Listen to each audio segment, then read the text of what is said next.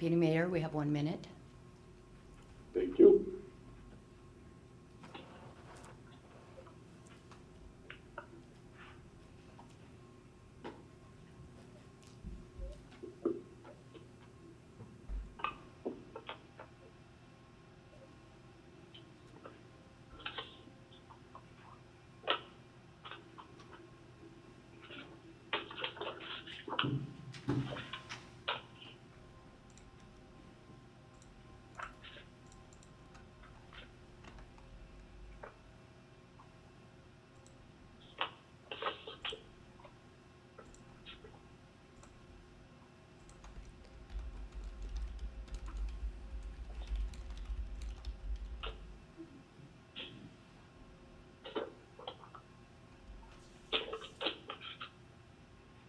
Deputy Mayor, it's 5:30.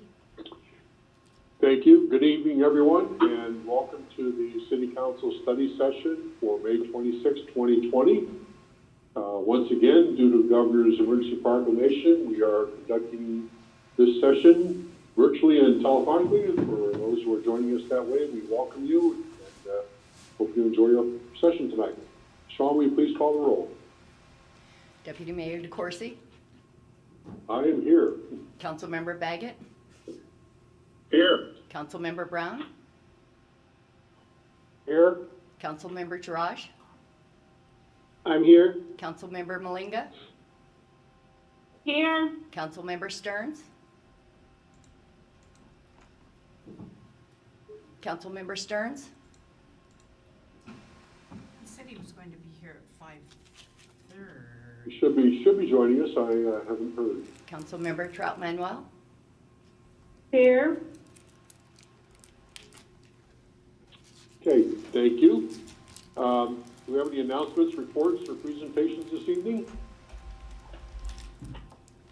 Okay, hearing none, we will move directly into our agenda items for the City Council. First item on the agenda is our 2021 and 2026 Transportation Improvement Program annual update. And I believe we have our Senior Traffic Engineer, James Webb, representing that. Good evening, Mayor, City Council members. James Webb, Senior Traffic Engineer. Yeah, it's that time of year again. Have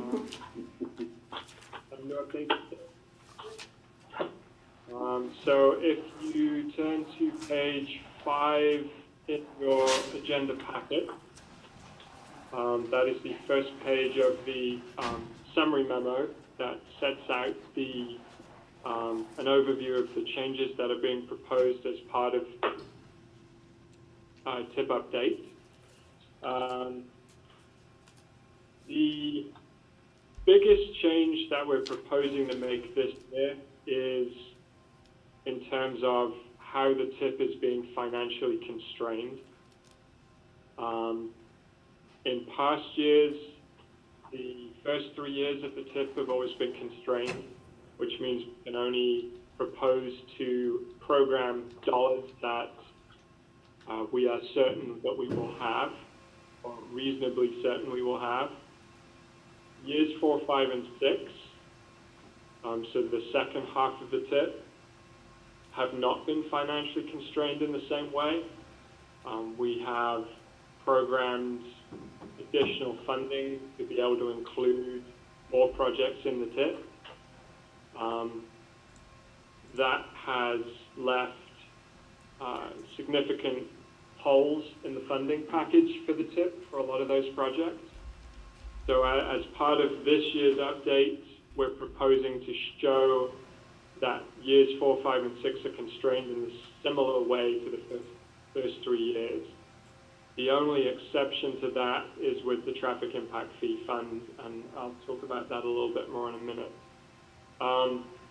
So moving through the memo, what that means is we're proposing to remove more projects from the TIP.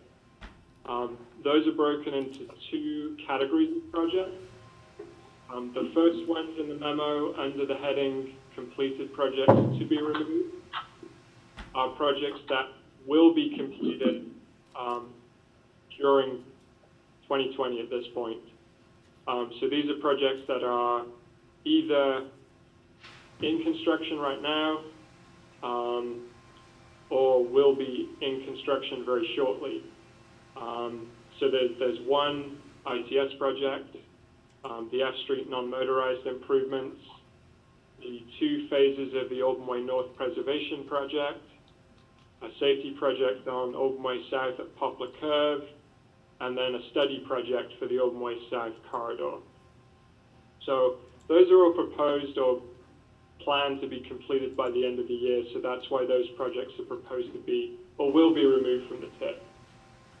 The second set of projects, which is a more extensive list, are projects that we are proposing to remove from the TIP.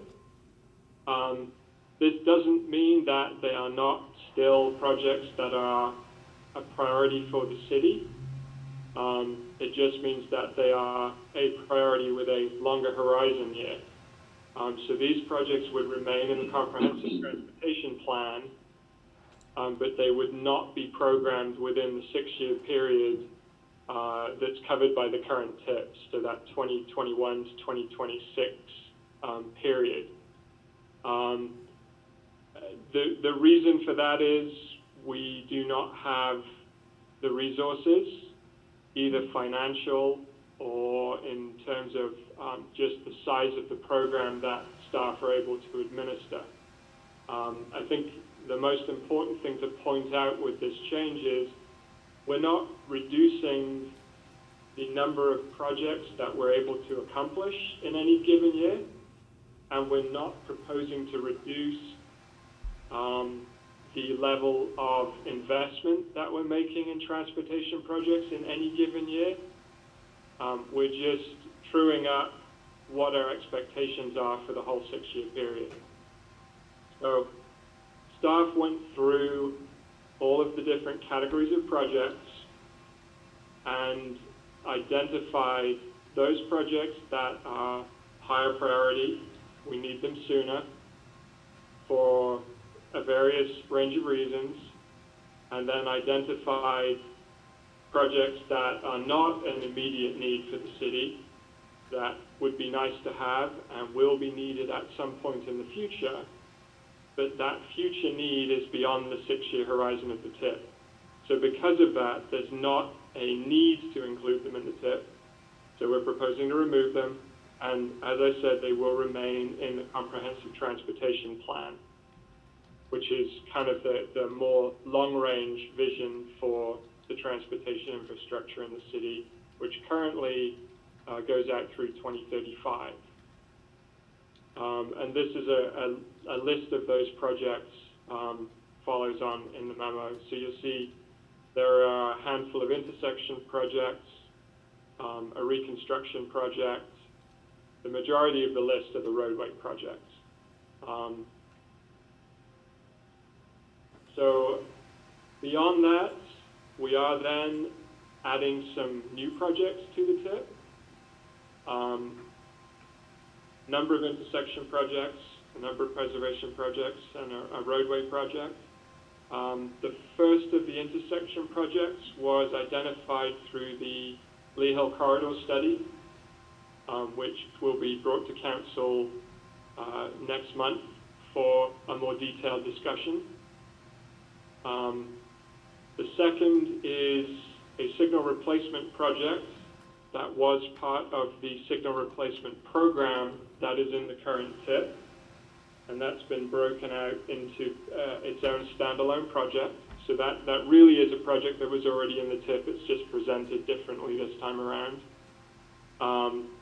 And then a new roundabout project up on Lee Hill at the 304th Street intersection with 132nd Avenue Southeast. And that's been identified due to a level of service deficiency at that intersection. Preservation projects, we added a new project that we've applied for grant funding for. And then we've identified the next 2 local street preservation projects as independent standalone projects rather than just being part of the local street preservation program, which remains in the TIP as project P2. And then we added the roadway project is actually City of Sumner's project that they're currently pursuing a funding package for. And in the same way that we currently have a project on the tip to provide some limited funding to the City of, I think it's Pacific, for their portion of that corridor, we're proposing to do the same for the City of Sumner to help them be able to fund their projects, to show the City of Auburn's support for those projects, and to show the benefit to the city from having those projects completed. We believe that that will take some of the through traffic off local city streets. And then, as part of every annual update, there are some other changes in terms of project descriptions, project costs, how the projects are proposed to be funded from our various local funds and grant opportunities, and other various bits and pieces.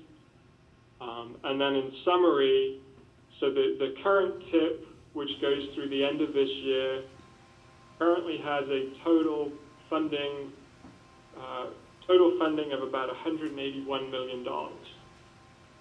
With the changes that are proposed for this update, which I've summarized above, that reduces the total funding cost of the TIP to just about $78 million.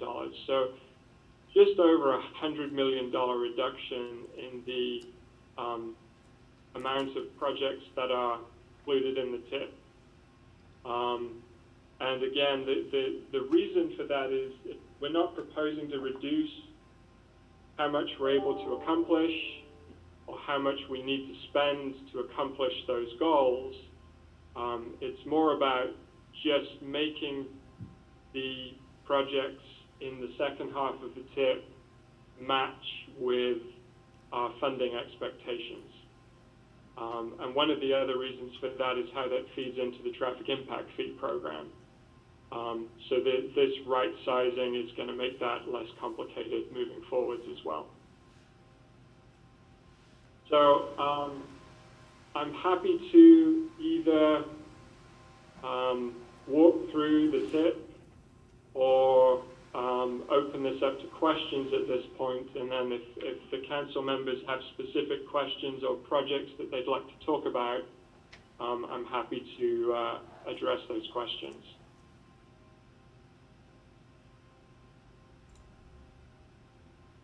This is really good in looking at the work that you and your staff and others have accomplished here. You mentioned right sizing, I'll call it truing up. We've always all had that, I guess, high concern when we look at the numbers, and this gives us a much better look at where we are currently and then what we can expect in the future as we go forward, knowing that the need will still be great and the projects will need to be completed at some point in time, but this really helps us, I think, a lot in looking at where we need to be as we go forward as a council in the future. So, council, any questions for James? Councilmember Taraj has his hand up. Councilmember Taraj.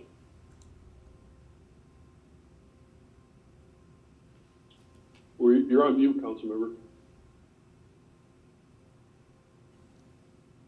There you go. Have to be always reminded. Thank you very much, Deputy Mayor. James, please excuse my ignorance, but why do we have to say completed projects to be removed? That's just kind of, I know you probably have a reason for that, but why is it worded in such a way? Because the difference here is the completed projects will be removed from the TIP. They've been fully funded and they've been constructed at this point. So there's no need to include those moving forward. So that's more indicative of kind of just a policy decision. Completed projects don't stay on the tip. There are a couple of exceptions to that where we have loans that we're paying back over time. Whereas the other changes to the tip are more of a proposal to the council. Okay. All right, that makes sense. Now, the other question I have is, completed projects, does it mean actually they have been completed? That's typically the goal. All of these projects, so Lake Taps Parkway is at the 99% design level. That will be going to ads very quickly. F Street, we've opened bids. We're either still in the process of awarding that project to the contractor, or it's been awarded, and they'll be breaking ground on that project fairly soon. The same is true for the Auburn Way North Phase 2 and 3 preservation projects. Those have been bid. That's either in the award process or has been awarded. Poplar Curve, again, that design is getting close to completion. That should be a fairly short construction project based on the dollar amount that's involved with that project. It's $250,000, so that's something that won't take long to construct. And then the study project, it's a $100,000 project to study the A Street corridor. So again, that's something that we're working on the scope for right now to award to a consultant. And there's no reason that that shouldn't be able to be wrapped up or close to be wrapped up by the end of the year. Okay. Now I understand what that means. Thank you very much. And also, James, also correct me if I'm wrong, but when we get the capital projects plan, as we get that on a monthly basis, the projects are included with that and give us the updates as to where the projects are in the progress and schedule. That's correct. Councilmember Baggett has a question. Oh, sorry, Councilmember Baggett. Thank you. James, thanks again for a very detailed report. We can always count on you for that level of detail. And I had a question, though. I know that our revenues this year has been severely impacted by the COVID-19 virus situation. Have we taken that into account about deferring any of these projects to a future period at all? So the numbers that are in the tip, and you'll see these at the end of the summary tables on page, bear with me, page 25 in the packet. So that table summarizes the amount of money we have in fund balance at the end of 2020, beginning of 2021, based on our current commitments. And then revenue projections for the 6-year period that were provided by finance. So okay. These do reflect their most recent estimates of the impacts of the current situation on funding levels. The other side of that would be, at least for the first 3 years in the tip, you'll see that we have quite a lot of grant funding secured at this point.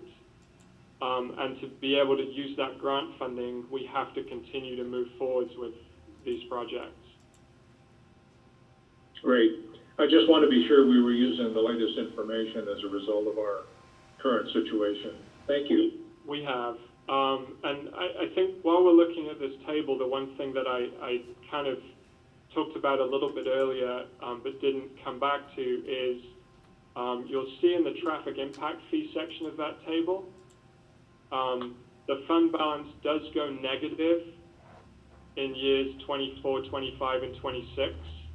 And I know I said that the TIP was financially constrained for the whole 6-year period. The exception to that is the traffic impact fee fund, where for the first 3 years we have used the revenue numbers that were provided to us by finance. A comparison of those forecasts to our average annual actual revenue shows that they are conservative estimates. So for the second half of the tip, we're actually looking at programming an amount that is more closely related to what we've seen historically for impact fee revenues rather than the numbers that finance provide us with. And that's given us a little bit more flexibility in that second half. Very good. Thank you. Councilmember Stearns So has a James, question. I'm sorry, Councilmember Stearns.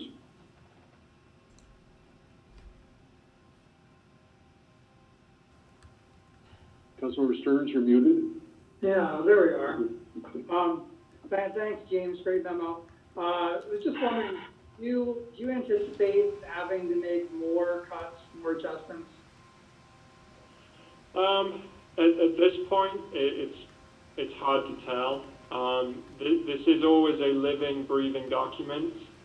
The last tip we brought back in front of council 3 times to make modifications to the tip based on grant projects awarded. So it's possible. It'll depend on how long this goes on for and how deep it goes, and whether we need to come back and make changes or not. Councilmember James, Troutman a Wall couple has a question. questions. Sorry, Councilmember Councilmember Troutman, and Troutman. I'll go ahead after you. Yes, James, I as well would like to thank you and your staff for the hard work you've put into this and bringing the costs down from 181 million to 78.1 million. As Mr. DeCourcy and I have been talking about what we have as council have to review our budget book, this will kind of help us out also on where we're getting some of the money back. So thank you for your hard work and helping us out as well. Thank you. So, James, a couple of questions or points for me. So when you talk about the negative traffic impact fees going negative in 2024, in relation to the funding sources, use of the money, and the negative amounts, in looking at total funding, it appears it still puts us in a positive position for completing projects. Is that correct? Yes. So, I mean, I have the current tip in front of me, and for impact fees, at the end of the 6-year period in the last tip, we had a negative fund balance of about $10 million. Okay. Which greatly exceeded not only the finance projections for impact fee revenue, but what we would anticipate to collect over that period. The table in the current tip shows the fund will go negative based on the finance projections, but looking at actual impact fee revenues, even though it's not presented this way in the tip, we should stay solvent through the 6-year period. And this does account for a reduction in revenues through the rest of this year and through 2021. Okay, great. Thank you. One last question for me. So we're looking at potential future grants. We have some unsecured grants naturally, but have we heard anything on the grant side of what potential impact that our current situation may bring us in the out years? No. So all the grants that we have secure, nothing's changing with those. The grant programs that are currently going through the process this year. So there are several washed up programs this year. There's the federal funding that's administered through PSRC, and then there'll be TIB later in the summer. The WashDOT and the PSRC grant awards are unchanged at this point. TIB, it's too early in the process to have any information about how this is going to affect the size of their program this year. But as we stand right now, everything is the same, and the WSDOT funding is for 2021 and 2022, and the PSRC funding that's currently being administered is for 23 and 24, I believe. So if there are any implications to grant funding, it will be further out in the future, and not an immediate change. Okay, great, thank you. Well, hopefully we'll also see, perhaps from the feds, the infrastructure package they're talking about, maybe that'll go forward, maybe that will help us as we go forward. I've talked to another committees I'm a member of where we're looking at potentially and hopefully some sort of a ARA package like we had back there in the written session, the American Recovery and Reinvestment Act. And maybe we'll see that once again during our current situation, and maybe that'll bring us some funding that we can utilize for a lot of our projects. So keep our fingers crossed on that one. So any other questions for James, Council? James, thank you once again for your work and for your presentation. We really greatly appreciate it. Thank you. Thank you.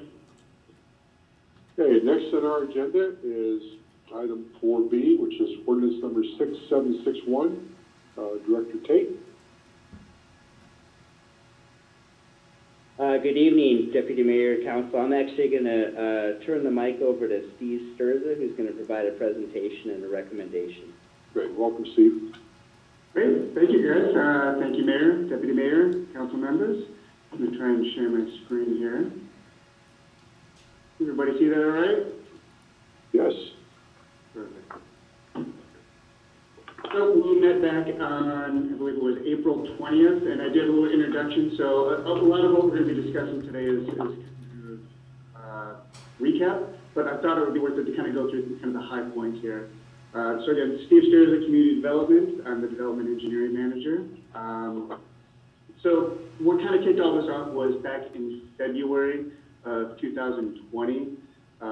We received a letter from FEMA basically telling us that we have 6 months to make sure that our code meets current requirements and to adopt the new maps that have been under development since 2007. So just keep in mind that it's been 13 years that these maps have been kind of scrutinized, looked over. There's been a number of appeals. So unfortunately, the maps cannot be contested anymore. This is kind of, we have 6 months. So the drop dead date is August 19th of this month or this year, and we are proposing to make sure that this is adopted just the day before, or it gets enacted that day, so it kind of lines up with the map dates. Failure to update our ordinance and reference these new maps. There's a number of unfortunate things that happen. So we would be suspended from national flood insurance policy eligibility. There'd be no mortgages or home equity loans allowed in the floodplain areas. Anybody that has an existing flood insurance policy would not be allowed to renew that. We'd lose most forms of disaster assistance through FEMA. There'd be no federal or grants or loans. There's potential impacts to endangered species, so specifically Chinook salmon and orcas who are feeding on the salmon that use our rivers and floodplain areas. And there's always the risk that we could be sued by third parties or residents or folks that are impacted by the city's failure to properly regulate flood hazard areas. So we met with Planning Commission and received recommendation from them on April 21st. So the recommendations, I'm going to run through kind of the main ones, or the big ones that were proposed. If you had a chance to look through the strike-through version of the code, you'll notice that there's a ton of red lines. A lot of that is because we chose to reorganize 1568 to correspond to the model ordinance that was released by FEMA and the state. This was so that when there is updates done in the future, we can compare apples to apples on that. Our original code was adopted back in 2010, I believe, was the last update. So over the past 10 years, there's been a number of updates that have happened definition-wise. So we went through and scrubbed through that, made sure that those all met the latest federal, state, and our city requirements. We had a fairly robust section for permit application submittal criteria in the code. We found out from the state that we don't have to have all that application submittal criteria in the code, so we removed the bulk of it. And we have an application for that. So they said as long as we reference the application, that we would be fine. I think there's like 6 minimum criteria, if memory serves correct, that we have to have in code, and those 6 criteria are listed in our code. 1870, that already has a bunch of variance criteria. Our code, our 2010 code right now, just repeated a lot of that. So instead of having redundant information, we now reference ACC 1870 for that variance criteria. And anything that's above and beyond specific to a floodplain variance, we put in 1568. With the update as well, we were notified that there is some additional variance criteria that is needed that we added to the code. A 15-foot setback was added from protected areas specifically for structures. The reason that I think it's there is so that you can actually build a structure and maintain it in its lifetime without actually having it protected or impacting the adjacent protected area. Having those structures placed right against it it doesn't make sense, and it is one of the minimum requirements that was updated. We chose to remove the date for assessing cumulative improvements. We checked with the state and they said it was fine to remove that date. The reason that's important is if you propose improvements to a structure in the floodplain that's not currently meeting flood protection requirements, as soon as those proposed improvements meet 50% of the valuation of the existing structure, you need to upgrade that whole structure to meet current flood requirements. So the way it worked in our current code was it referenced the adoption date. So we had to go back to 2010, see if there was any permits on that property or that structure, and then add all of those up. If the addition of those added more than 50% of the existing valuation, they have to upgrade the entire structure. Since they don't require that you go back in time to get that, it's just going to make it so much easier for applicants, the residents, and city staff. Obviously, if someone came in with 2 applications back to back, those would be considered a cumulative improvement. But we no longer have to go back years and years to look at cumulative improvements and permits that folks applied for and basically count that against them. The requirements for habitat mitigation have increased. Most critical area updates, mitigation requirements have increased. It's important to know that in 2013, the federal government and the state released what's called the biological opinion in 2013, and the city has been using that as a guideline anyway that outlines all these requirements. So it's not like the implementation is any different. It's just now we're properly referencing the habitat mitigation requirements in our code. This one I think deserves the map to help explain it. It took me a long time to figure this out, but this is what I'm excited about. Currently, we have the riparian habitat zone referenced in our code. What that means is you take the ordinary high water mark of a river or stream. I'm using the Green River as an example here. For the Green River specifically, there is a 250-foot offset from that ordinary high water mark to the riparian buffer zone. If you propose any development in that, habitat zone, you have to do habitat assessment. So hire a biologist to go out and see if what you're proposing has negative impacts on habitat. FEMA and the state updated those requirements that those limits basically end at the edge of the protected area. That being channel migration zone, the orange line, the edge of the floodway, or the special flood hazard area. So it would end at the limits of the orange-green lines. And if the orange-green lines go beyond that red line you're seeing, you end that at the red line. So if you look down to the south here, you'll see the Auburn Golf Course parking lot. It's outside of that orange line. So if you want to do some improvements to that parking lot, you wouldn't be subject to a habitat impact assessment. It hasn't made sense for a lot of areas, especially like up here in the north side where you're seeing existing homes. Even if you want to do an addition to your house, even though it's already developed, it's in that habitat zone, so you had to hire a biologist to evaluate that. You don't need to do that with these new requirements as long as it's outside of the orange or green lines. There is an update for the channel migration zone. Currently, we reference a 1993 channel migration study that King County did on a regional level for the Green River. That's all great for the Green River, but there's other areas that don't have a channel migration zone study done. So the way the code is written now and required to be written by FEMA is the edge of the channel migration zone would end at the edge of the special flood hazard area, so the edge of the green lines here on the right-hand side, unless it is delineated. So with the Green River, since we have a study that was done, there's even a small stretch along Fenster Park that the city did. We reference that. It's a little bit more advantageous to folks. And then we also open up the door for folks to do their own independent studies. So in the event that you are looking for more advantageous channel migration zone limits, you can hire a consultant. There's very specific guidelines that we reference in the code. As long as you follow those guidelines, you are welcome to, or applicants are welcome to use those new limits that they delineate. The same can be said for the White River specifically, which doesn't have a channel migration zone study. If you want to go and do your own independent study, you're more than welcome to.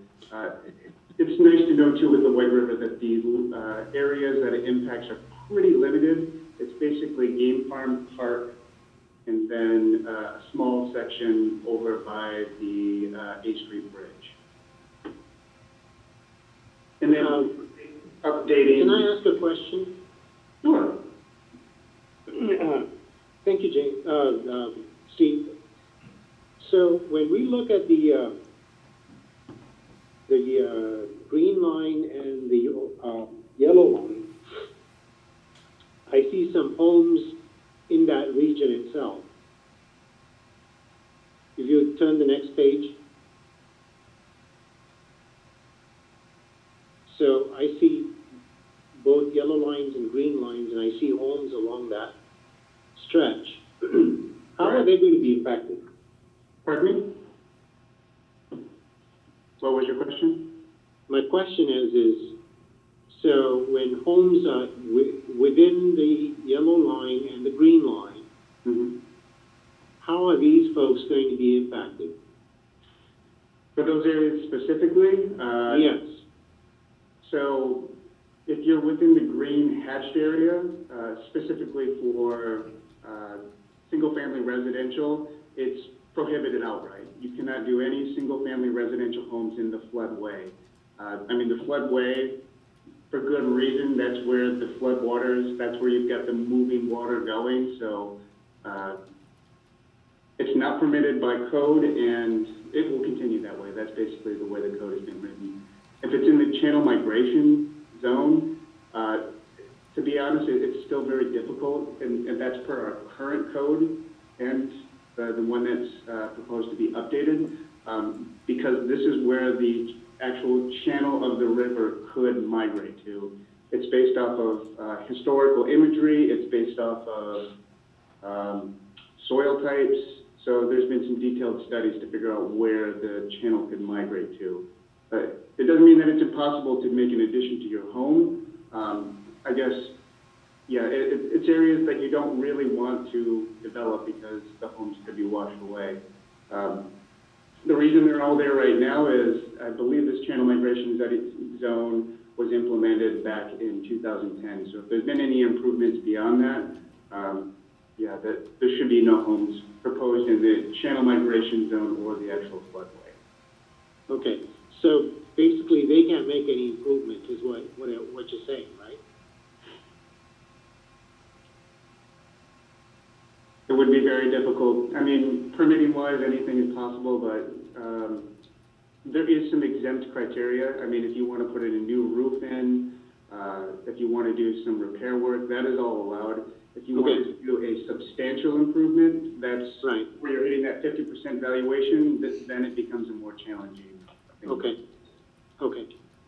Have these folks been notified? Have they been notified Yeah. about the channel migration zone or the map updates?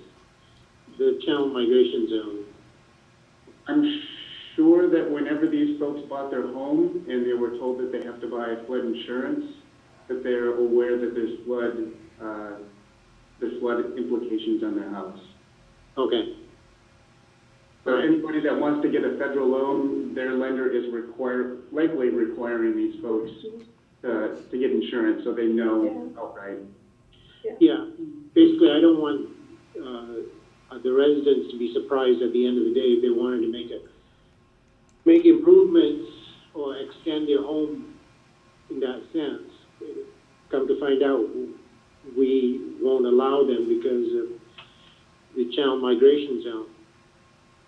One thing that I'd like to add real quick, council member, is that the channel migration zone that you see on this map, that is not something that is being added through this ordinance. It's been in place for at least 10 years already.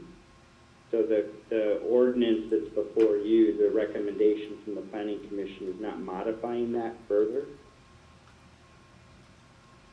Okay. All right. Yeah, with the update, we're now allowing independent studies to be done, and hopefully that Fenster part, the one where there's a stretch, we've seen that most of that is a little bit more advantageous to those folks. Okay. There's the map update, so currently we're referencing the 1995 maps. With the update, we're required to reference the August 19th, 2020 maps. The reason, I'll go back and forth, there are large implications on the north end of the valley floor. And unfortunately, we don't really have any more time to dispute these maps.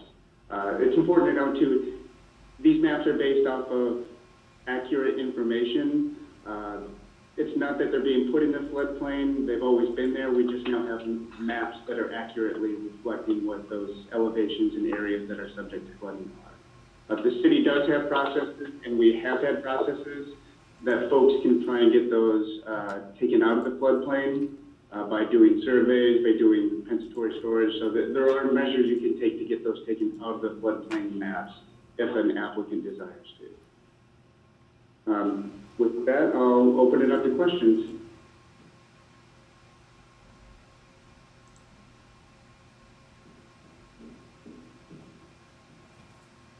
Councilmember Stearns has a question.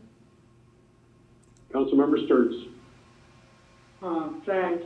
Can you talk about, I guess, two things. One is, are we making any changes in how people, or what the criteria are for granting variances?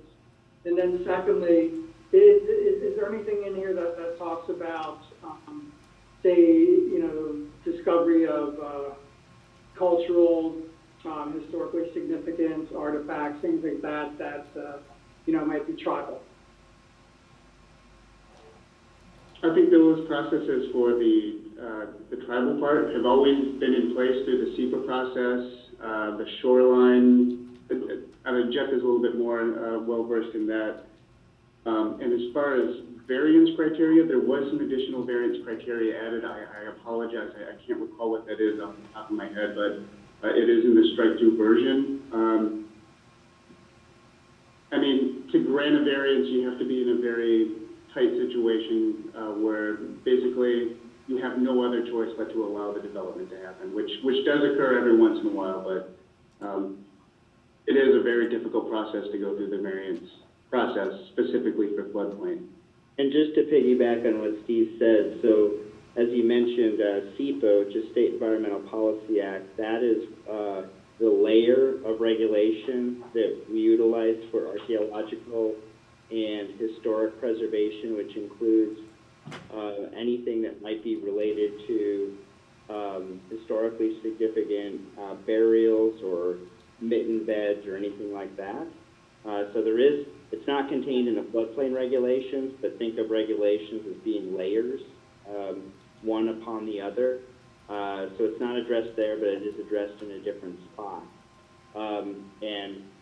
These recommended changes are not modifying those archaeological protection measures. And then, as Steve mentioned, the variance standards are, we wanted to point those back to what we already use, so we didn't have multiple different sets of variance standards in the code. And by pointing it back to 18.70, it ensures consistency. And essentially, in order to get a variance, you need to prove that there's no other way to accomplish your project. And they're intended to be difficult because you don't want the variance process to undermine what the standards that are trying to protect the resource. All right, thank you. Other questions, Council? Councilmember Troutman-Weil has a question. Councilmember Troutman-Well. Steve or Jeff, I was just wondering, on those 4 houses on that page 181 that are so close to that flood line, so say that their home did get flooded, is there insurance? You said something about there might not be no new renewal or existing flood insurance policy. Could you explain more on that? So if we fail to update our code, we risk losing eligibility in the NFIB. So making sure that we're referencing the current maps and updating our code accordingly will make sure that those residents that have flood insurance can continue to have that flood insurance. Okay, could they, and you said something about they no longer can build if they're closer to 15 feet, is that what you said? If they wanted to build a wall or something, put some barriers, can they do that to save their home? The code talks about structures. We do have flexibility in what we define as structures. I think it's intended for homes. Okay. All right, thank you. And I'll add another 2 cents in here. I hate saying this because I know how it feels. I mean, we feel the same thing when the feds or the state government tells us that we have to do something, but that's a perfect question about those houses that were on that image. If the city doesn't take this action, those are the types of homes that will not be eligible to have their policies renewed. So in many ways, what this ends up feeling like is the city is being told what it has to do. And that challenges, I think, everybody because you want to have more autonomy at times to figure out what the future of your city should be. But that's very much the case here. The recommendations,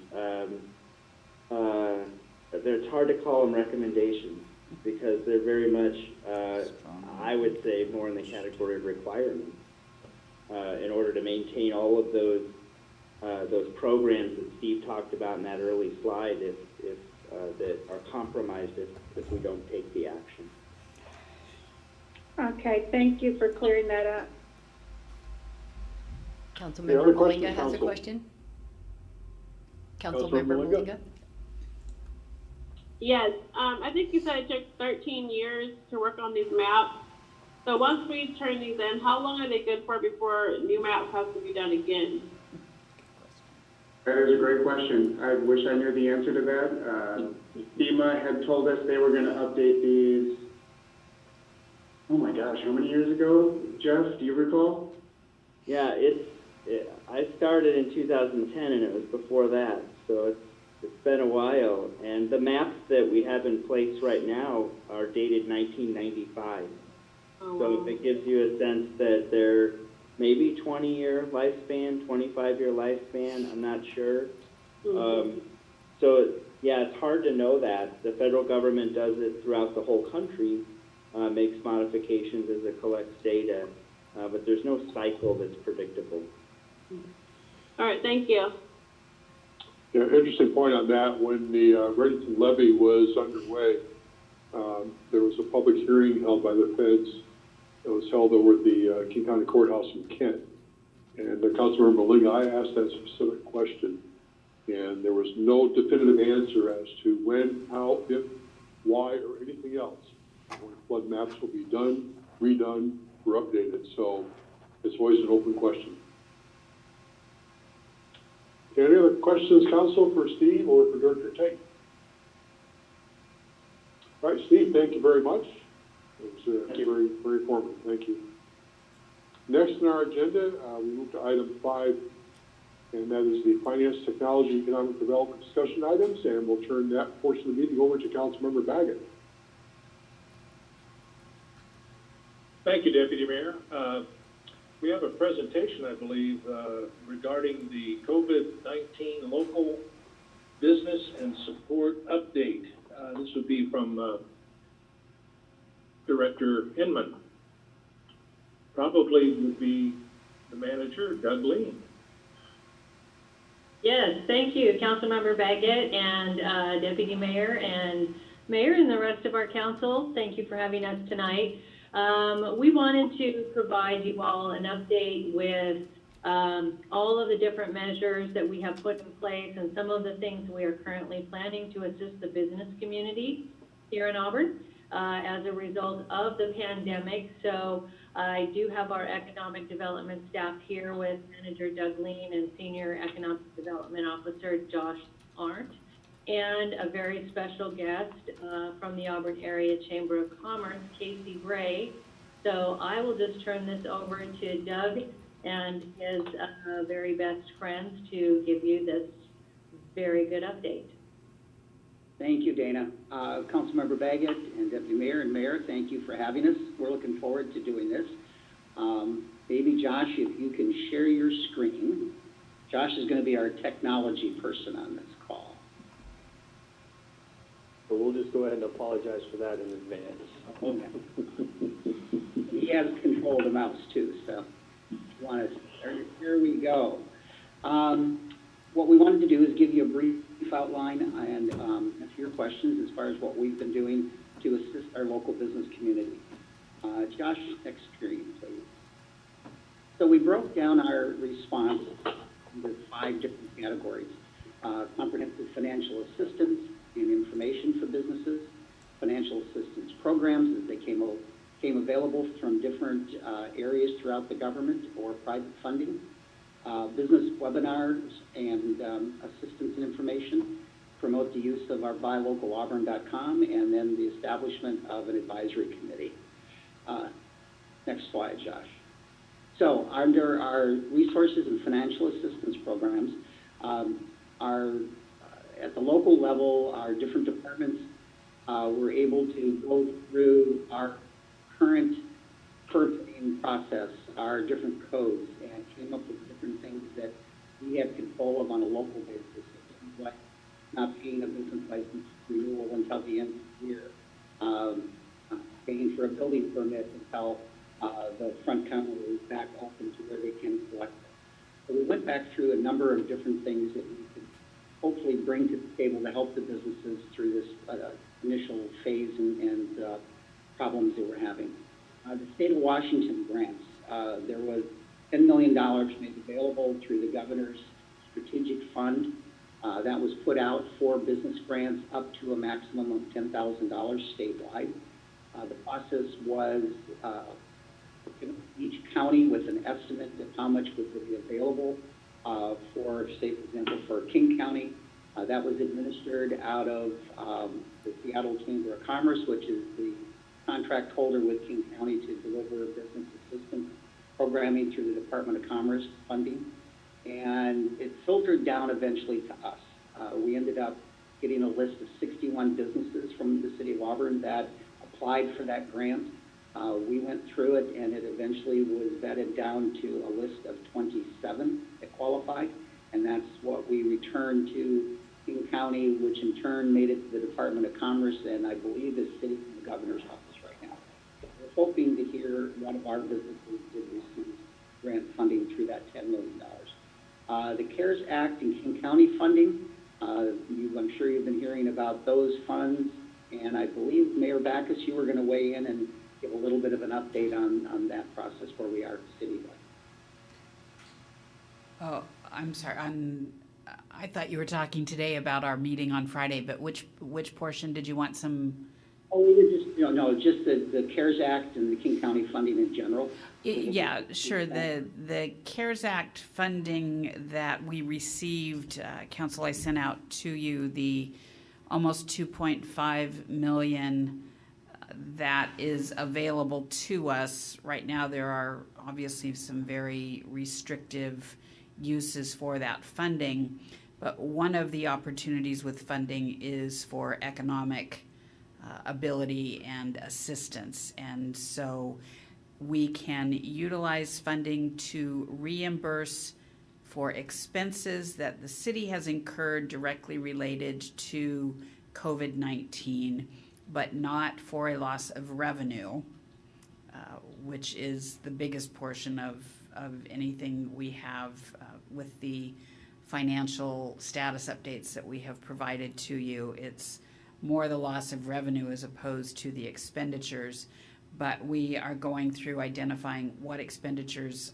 are legally valid for us to submit for reimbursement, and then also looking at how much of that funding can we utilize for small business assistance, because as I'm sure you agree, we don't want to leave a single penny on the table that is available to us.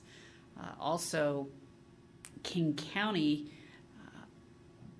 Council voted on distributing, I believe it's $1.3 million to King County cities. It might be more than that. Maybe it's $3 million. And the city of Auburn received roughly $120,000 in that allocation. That's still an estimate, but there has not been any guidance provided on what that funding can be utilized for. Again, we think it will be for economic development, but there are no sets of criteria or anything for us to be able to utilize that funding. We're hoping to be able to quickly utilize the funding that we receive in both cases so that we can help our businesses as well as reimburse the city for any expenditures. Thank you, Mayor. Yeah, we don't have the set guidelines yet, so we're continually monitoring that on a daily basis.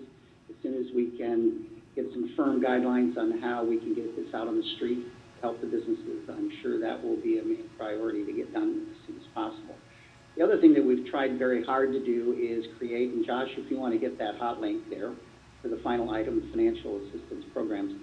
And this would be good to know if you get asked the question by a constituent out on the street or something. If you go to the City of Auburn's website, I'm assuming it will open there, Josh. As he's trying to get the city's website to open. Josh, I think you have to be on slideshow for it to work. So if you go to the City of Auburn's website under Economic Development, we've developed a financial assistance page, and it's broken down in different categories by federal, state, county, local, and then private. The one thing that we found with all businesses, because they are running on short staff, the owners are actually out on the front lines doing what they can, so they don't have a lot of time. So they're looking for very intricate and up-to-date information. And Josh, are you there? I think you're muted, Josh. Sorry about that. Are you seeing the slideshow, or are you seeing the actual page now? No, the slideshow. We're not seeing the city's website. All right. Real quick, please.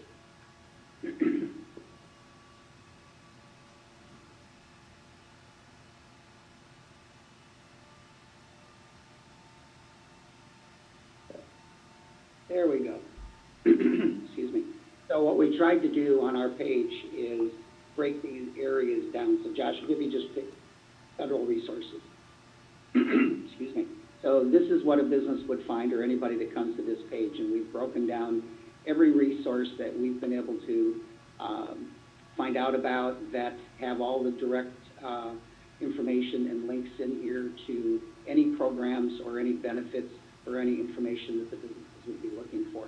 And we keep this up to date on a daily basis.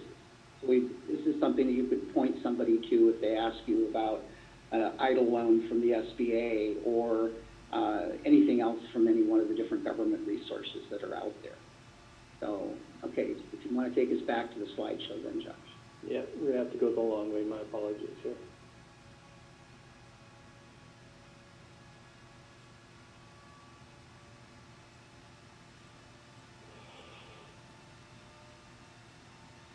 And there we go. All right, and so with that, next slide, please, Josh. So business assistance and webinars. Josh and Casey with the Chamber of Commerce have worked very hard in co-hosting this program that we do and this programming that we're offering to businesses. So I'm going to turn this slide over to Casey and to Josh. Well, first of all, thank you for having me, being able to participate on this. One thing I want to say is it's so good to see all of the council's faces. I can't wait for the day that I can see you guys again in person at actual live events. But in the meantime, when we haven't been able to touch base with our businesses in person and do events, we have worked hard at providing information and resources to our businesses, also to our businesses' employees. So thankful for just the ability to connect using the City of Auburn's Zoom meetings. So I want to give a special thank you, honestly, to the City of Auburn for really helping to provide this information to our businesses, and thankful for inviting the Chamber to be a part of it. Some of the things that we have been doing is bringing on guest speakers at each Thursday meeting.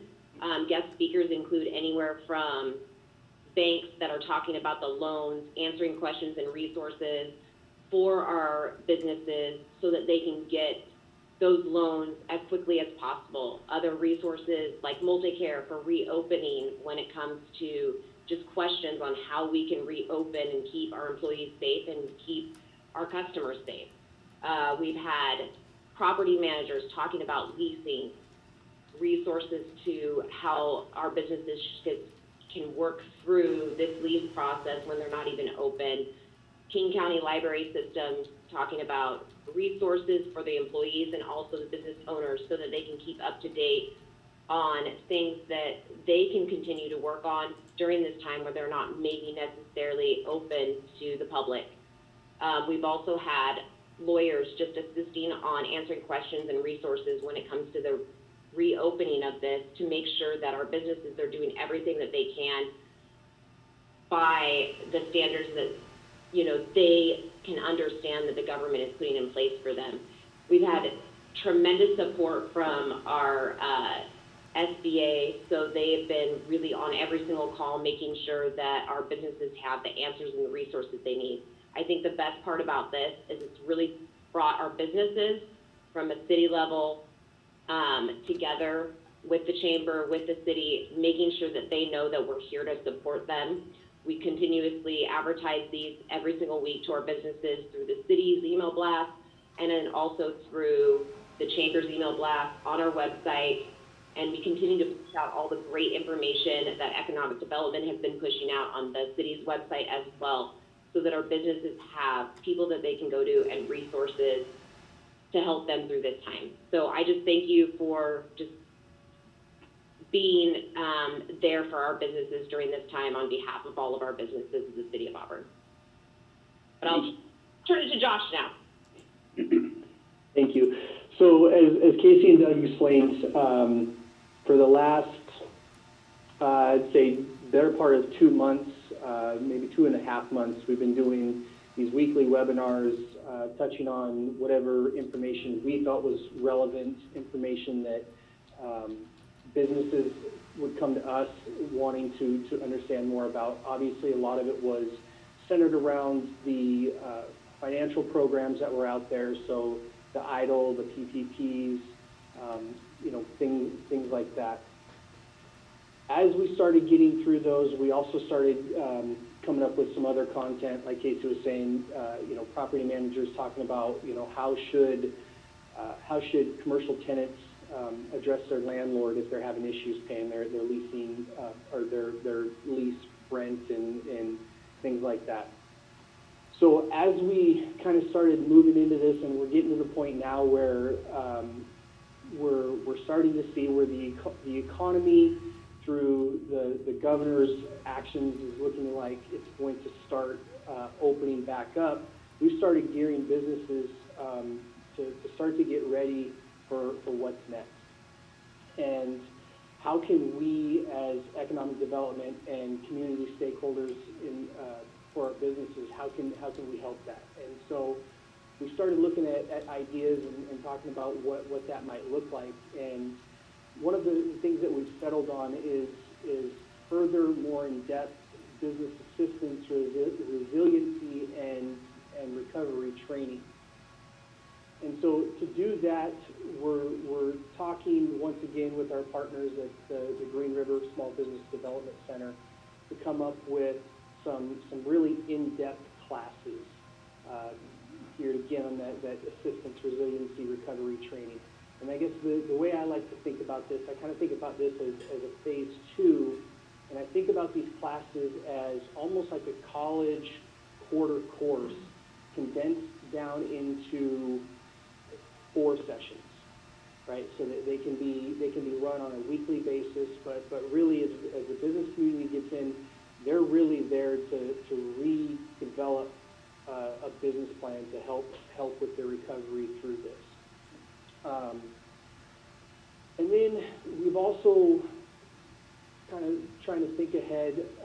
We've reached out to another partner, Business Impact Northwest. They also do business assistance and coaching and things of that nature. And we've discussed with them kind of like almost like a phase 3 type of a program where, again, we'll bring in kind of that panel presentation format, but bring in industry sectors to really talk about the best practices. So the phase 1, as we're doing our webinars and doing panels, those we're kind of talking about understanding the programs. Phase 3 is more geared toward, okay, we're working our way up out of this. How can you best put yourself in a position to make it through this and flourish and succeed? So that's kind of what we're looking at moving forward, and we've got some great community partners that we continue to partner with and bring these programs together. And I think our business community, as Casey said, they've really been open and thankful to what we're doing, and I think that's going to continue on through, you know, obviously through the remainder of this year and beyond, so long as we're needed. And Josh, also, maybe if you can, just hit the hot link to the webinars.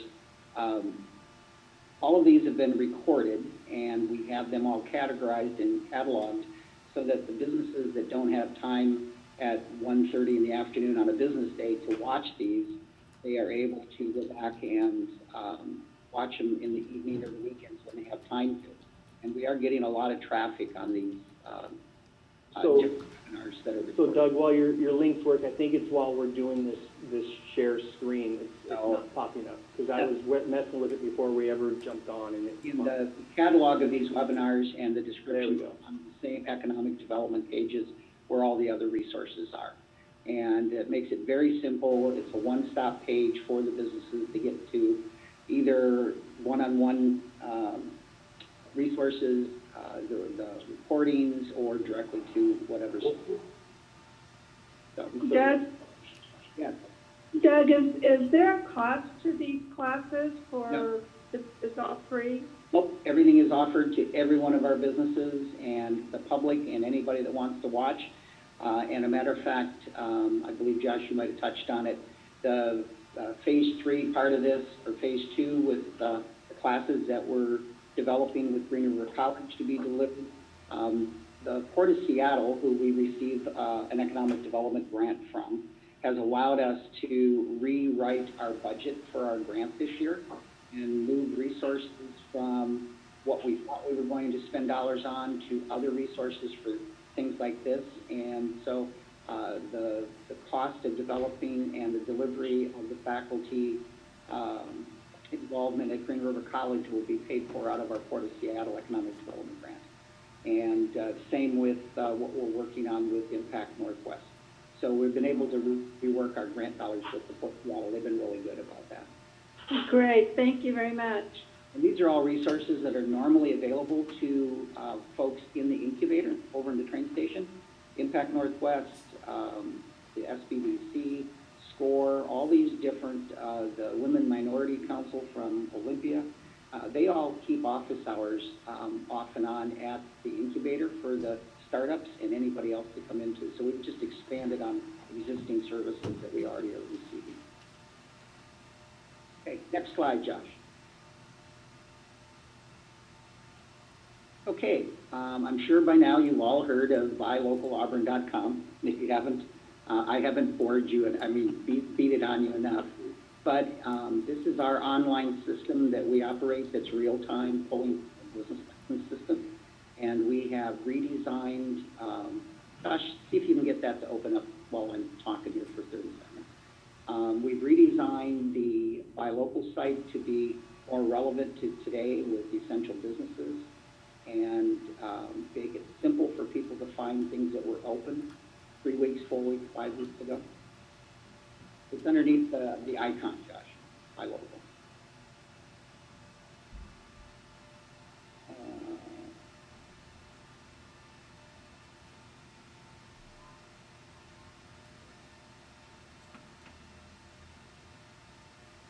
It won't work. This doesn't like the shared screen, Councilman. Anyway, under the Buy Local system, we have it broken down on different essential business categories so that, for example, you click one button for restaurants that are open for takeout food service. I believe this morning there was 121 of them open today in Auburn. Our grocery stores, our drug stores, our hotels.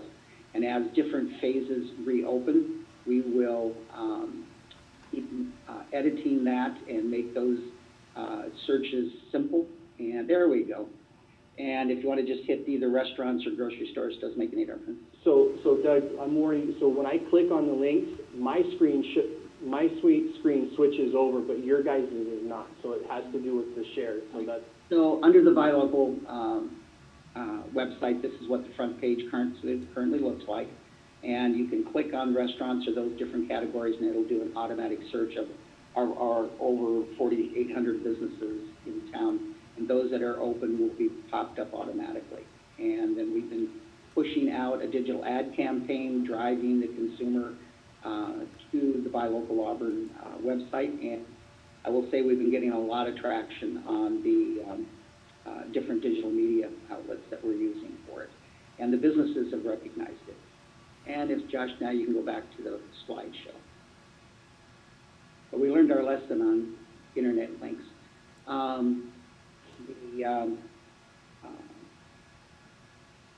The other nice thing that took place is Public Works allowed us to make up some special signs. Maybe you've seen this around town. We put these out in front of restaurants that are open for takeout. They relaxed the rules on short-term loading zones, and the businesses really appreciated these, and we keep them out as long as need be. So with that, on to the next slide, please. And this is our fifth category, and I think probably the most exciting one of the bunch, really.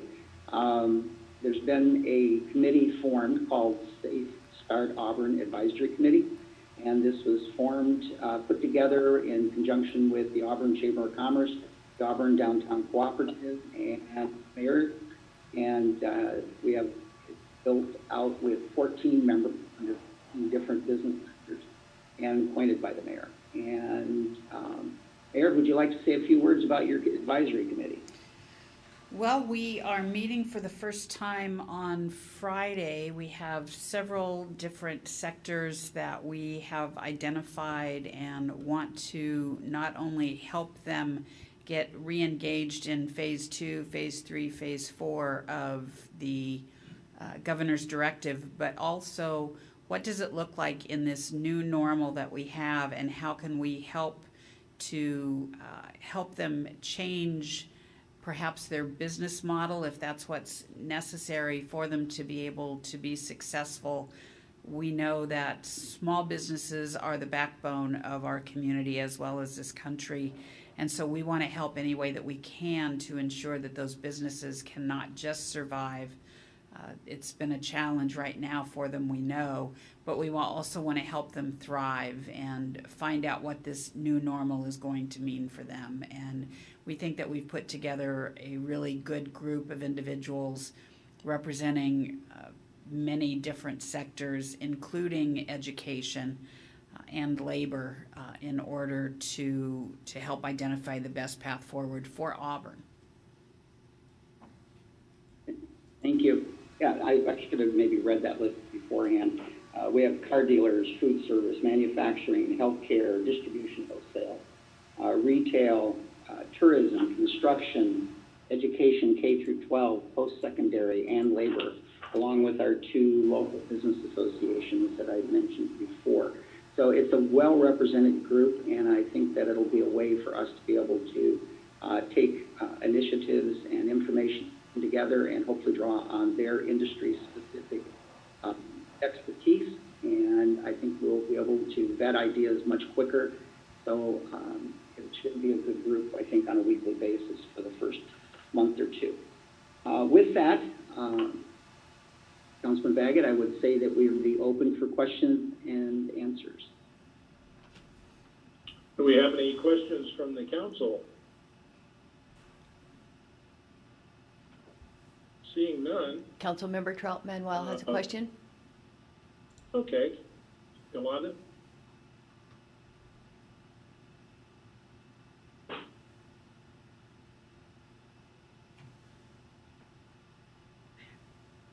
Councilmember Trout. How do we, thank you. How do we advertise to pick those members for the committee? We didn't advertise for it, I'll be honest with you. What we did do is once we came up with the industry sectors that we felt were necessary or important, we looked for people that were in leadership roles that had proven themselves, that we really felt could bring something to the table. We were looking for that level of expertise from these folks to be of value to the committee. I know that's maybe being picky, but I think that's what it was all about. If it's a transportation issue, for example, I believe we have the CEO or CFO from Span, Alaska. There have been thousands of semis, both locally and across the country. And they've already been through this with their trade industry folks, the federal government, the state government on that are regulatory, and they can bring that information to the table quickly. And that's what, that's what we were looking for. Okay. That makes sense. Thank you. Well, and the Chamber of Commerce, Casey, helped go through this list along with city staff and also the Downtown Cooperative folks. So we did vet it through all of those different angles. Okay. Councilmember Malinga has a question. Go ahead. Thank you. Great presentation, Doug, Josh, and Casey. I think Casey briefly mentioned that SBA was providing assistance in some way, but do you know specifically what they're doing at all? Well, currently right now, they're doing the disaster loans are still available, the EIDL loans. That's through the normal disaster loan program that the SBA offers. Once the governor requested it and it was approved. The PPP loans, which are administered through commercial banks, not through the SBA. The large banks are out of the picture on that. As of Friday, there were still dollars available, but it had to be administered through a lender with $1 billion in assets or less. We have one lender in Auburn that qualifies for that, and is Variety Credit Union over on 15th Southeast. Richard over there, the manager, I have to give him a major shout out. He recognized he was the only one that had money available a couple of weeks ago, called me up and said, who do we need to get money to? He personally went out on the street and met with businesses with his mask on and processed loans. I've been getting thank you cards in the mail about, and the high praises of Richard and his work. He helped process in the last couple of weeks, I think 20-some loans for small businesses up and down Main Street and around town. And so there is still some money available in that program. Right now, that's really all there is in the federal government. And I can add a little bit to that too, Councilmember. Cynthia Cowell, she's the Public Information Officer for the West District region. She joins us on our web calls weekly. Oftentimes it's just to sit in and listen, or she'll give a quick update on the latest news. Earlier in the programs, there was the SBA would actually be part of the presentation package and give more information on the different EIDL loans or the PPPs as they were coming out. This coming Thursday, the whole webinar is actually based on the details and information surrounding the forgiveness guidelines. And so for that one, the director for this for the Seattle region, and I apologize, his name's escaping me right now, but he's going to be a presenter along with one of his assistants, again with the Seattle office. So they're coming on. They're right now they're every bit a community stakeholder along with the chamber and the SBDC, and so they join us weekly, just giving updates and bits of information as they become available. Yeah, the SBA has been a great partner through all of this, along with the support counselors. That's great. Thank you. Deputy Any Mayor other DeCoursey questions has from a the question. council? Go ahead. Thank you. Just a comment. I really appreciate what we're doing for our local businesses, and Doug and Josh. It's great to hear that our one financial institution in town that is able to do this has been out there and not only promoting but assisting those businesses. It's extremely important, and everybody, Casey, your group, everybody just doing an excellent job. And I know how important the PPP loans are. My oldest son owns a restaurant down in Gresham, Oregon, and he had 30 employees and laid off 20 of them, and he was able to bring 10 of them back through his PPP loan. So he's got not a full staff back yet, but they're moving forward. And like all restaurants, having curbside and delivery is the essence of the business now to stay alive. And it's a challenge for everybody in business, including restaurants. So thank you, everybody, for doing what you're doing, and definitely again for the financial institution that is supporting our local businesses. Thank you, Deputy Mayor. And if you hear any comments or have any questions from the public when you're out and about, if you just refer them over to us, we'll take care of them right away. Great. Thank you for having us. Any other questions from the council? Okay, Doug, Casey, Josh, we want to appreciate and thank you for all your presentations and interfaces with your committees and what have you.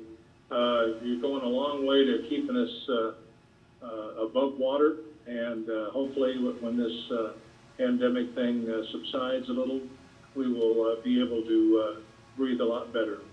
So with that, if there are no other questions from council, I'll turn it back over to the Deputy Mayor. All right, thank you. Thank you, Councilmember Baggett. Any other discussion items?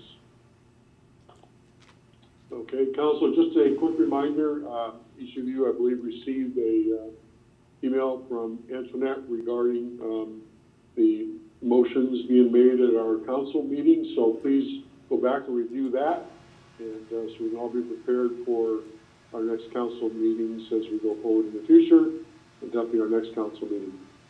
Any new business to cover?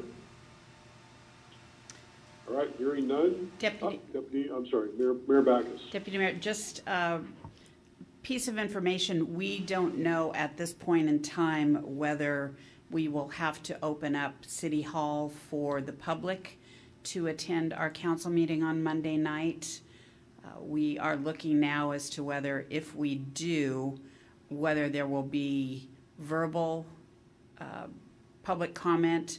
My thought is to have it still be written, because if there's more than one person here, the podium would have to be cleaned each time that there is someone that comes up to speak. So we will probably continue with written submittals for public comment for the near future if the four corners of the state legislature do not agree to extend the, as I call it, Open Public Meetings Act light. So while council will not be back in council chambers for a while, we may have public that we are required to have a physical location for them to attend. Great, thank you. Okay, any other final business, council? All right, hearing none, thank you, everybody. We are adjourned.